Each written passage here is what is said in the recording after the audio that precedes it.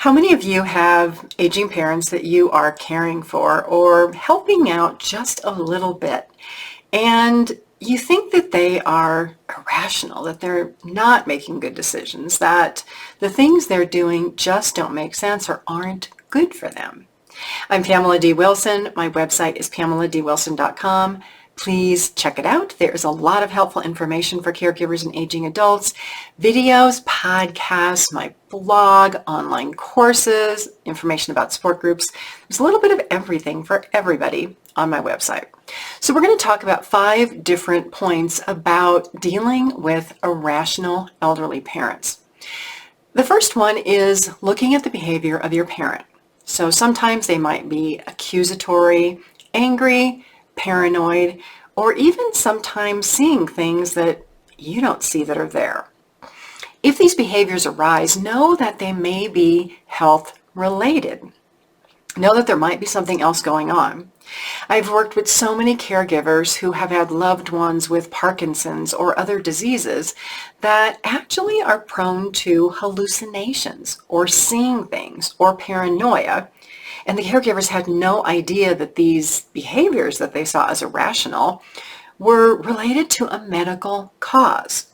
So the first thing to do is, if you see that your parents are doing things that are irrational and a bit unusual or out of character, suggest a doctor appointment. Attend that medical appointment with your parents so that you can find out if the behavior is really related to a medical cause or just the way your elderly parents are. To that end, if you find yourself continually getting into arguments or disagreements with parents, learn that. Learn what raises their anger. Learn about discussions that can be productive and others that are pointless. And if you can't find a way to have that conversation, avoid the pointless discussions. Avoid the pointless conversations. Now, if a parent has memory loss or dementia or another mind-affecting illness, discussions can be a little frustrating because you're expecting your parents to remember information that they cannot possibly retain. Think of this. By the time you get to the end of your sentence, your parents can't even remember the beginning of the sentence. So in these cases, it's important for you to be more sensitive to communication with parents who have memory loss. Keep it short. Try to be more helpful than you ever would to anyone else because they're having a really hard time. When you see issues with elderly parents and you're having communication difficulties, try to actually plan those conversations. Make some notes. Role play it with yourself to see how you think your parents are going to react so that you can respond in a positive manner.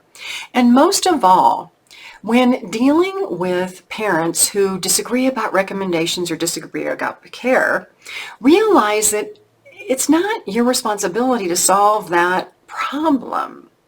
It's your parents' responsibility to be responsible for their actions and their decisions, provided they don't have memory loss or some other mental condition, and to make decisions and take actions that they choose, understanding the potential consequences. And last, caregivers want to be too helpful, and many times they are, and that gets you into trouble because then you're burned out, frustrated, exhausted, angry, and a whole host of other issues.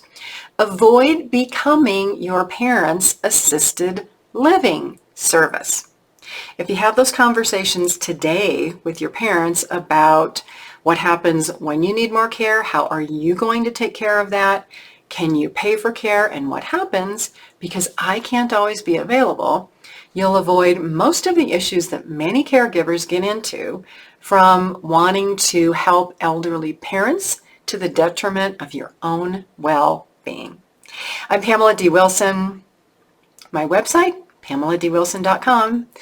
Share this video, share my website with others who are looking for hope, help, and support. Have a fabulous day today. I'll see you again soon in another video.